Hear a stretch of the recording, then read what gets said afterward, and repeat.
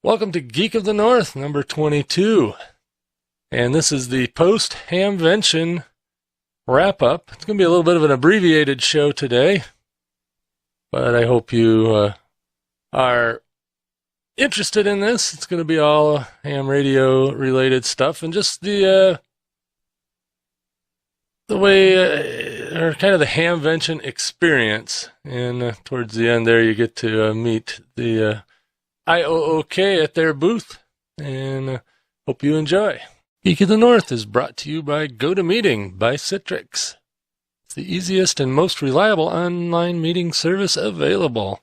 I use it all the time in my home-based business, and it saves all kinds of travel time or time on the phone, telling someone to click start, click run, click this, do that. Instead, I can just show them.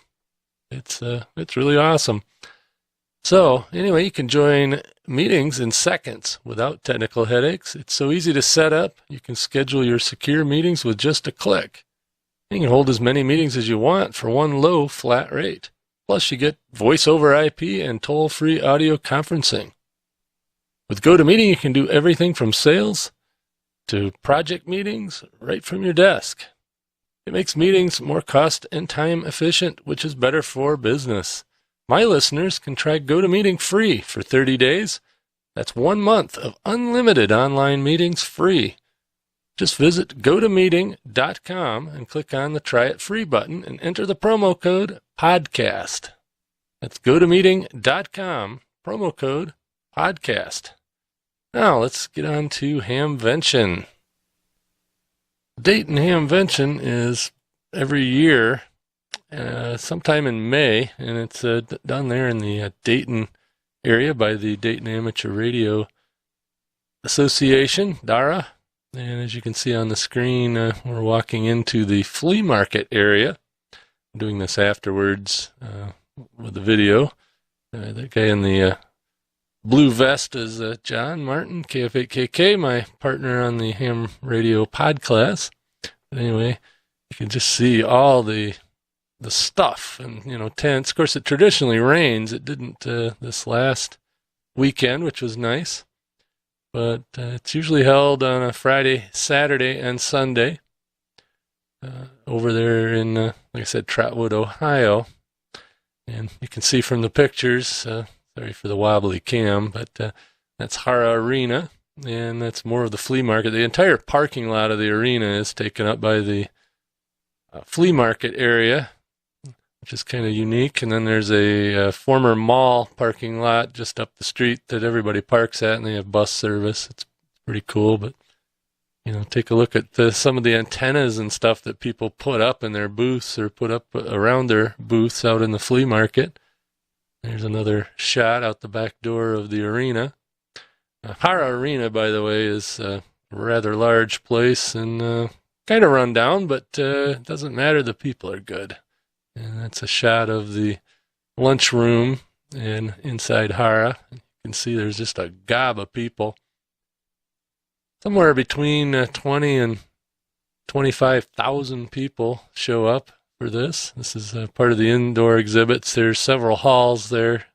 This one, I don't know which hall it is, but you can see it's fairly crowded in there and fairly full of, I think they even got a UPS store in case you want to ship your treasures. And there's a shot of the main arena, and that's where big players like ICOM and Kenwood and MFJ and Amateur Electronics Supply have their booths. And it's just a gaggle of antennas and electronics and somewhat expensive gear. Ham radio can be cheap, but it also can be very expensive. Coming up in the footage here, I got some pictures of some really expensive stuff, but there's some, electronic test equipment, whatnot. And let's see, like I said, there's all these dealers, and there's a lot of computer stuff now, not as much as there used to be. Now that the computers are becoming cheaper, a lot of people don't build them. There's a Hendrix QRP kits, and QRP stands for low power. A lot of hams like to see how low of power level they can use, how many, what the least amount of watts they can output to get a contact. And that's what QRP stands for. It's the old Q codes on the radio. But this is a shot of some more of the indoor halls and whatnot. And there's John's head in the bottom there of the video. And all these are Morse code keyers and paddles and things. I mean, those things can get quite expensive. And let's see, what do we got here? Look at that display. That's actually a ham radio hooked up to a computer. That's pretty incredible. And of course, you got lots of blinky lights and all kinds of trade show stuff. Parts, any sort of parts you want to find for electronics, they're in there. And let's see, there's another big display. There's the American Radio Relay League. They always take up a good chunk of the hall, and they're the main advocates for ham radio. And they're the largest ham radio organization in the country. I don't know if they are in the world. I think maybe the Japan Radio Society might be more people, but you never know. I'll really spin around. There's a bunch of computers and whatnot. Like I said, you think of it in electronics, not consumer electronics, but geeky electronics and maybe some computers. You'll find it there. There's the ARRL main display. Lenco, that's another large ham radio manufacturer, and they had quite a large booth there showing off all their new toys that can be had.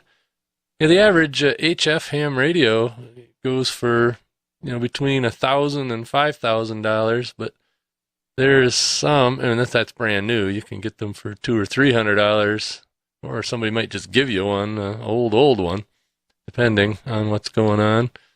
Depending on whether it's a collectible or just something that people use. But you can spend any amount of money on ham radio. And there's some scanners, police scanners. I think that's the C. Crane booth. No, that's not. It's some other, but C. Crane was there.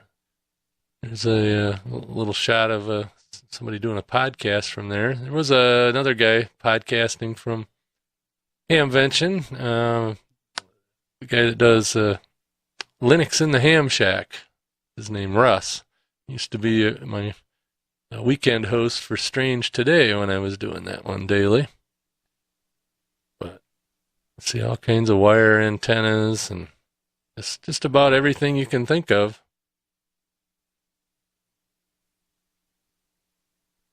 And look at that. That's a big set of duplexers. What that does is allow you to receive and transmit on the same antenna simultaneously. It's mostly used for repeaters.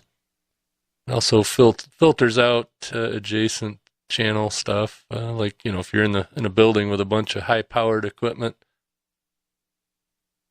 it keeps that equipment from interfering with yours. Now, talk about an expensive radio.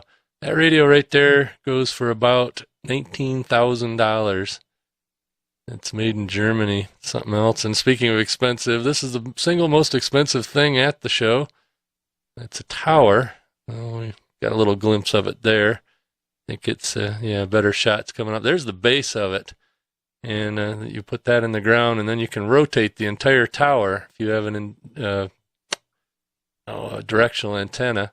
There's the tower sections all telescoped up. This thing has got a big motor on it, and it sets about 21 feet high when it's down and goes up to about 100 feet once it's extended. But you can see it's all in there, and that thing goes for about $100,000.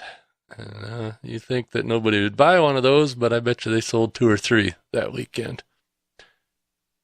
And there's just some more booths. Like I said, a lot of stuff. It's a huge complex. There's 4 halls plus the main arena. Normally it's just a hockey rink. They have all kinds of trade shows in there. But I think the Hamvention is by far the largest show that they do there. And there's just a few more shots of things, but kind of giving you the experience. So if you've never been there, there's Heil Sound. there's Bob Heil himself is in there somewhere. And he's the maker of this fine microphone that I'm using, the Heil PR40. But he started out designing microphones for ham radios. And it's just something else. So anyway, here's the IOOK booth. That's what I'm doing.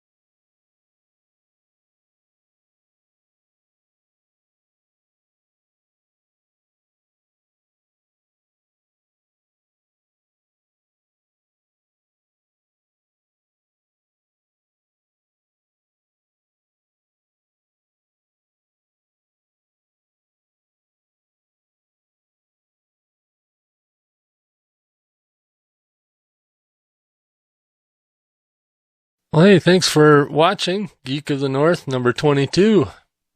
And I will have a different audio version just to point people over to this. But so if you watch the video, you don't need to listen to the audio. But either way, we'll catch you next time. Geek of the North is a proud member of the Tech Podcast Network. If it's tech, it's here.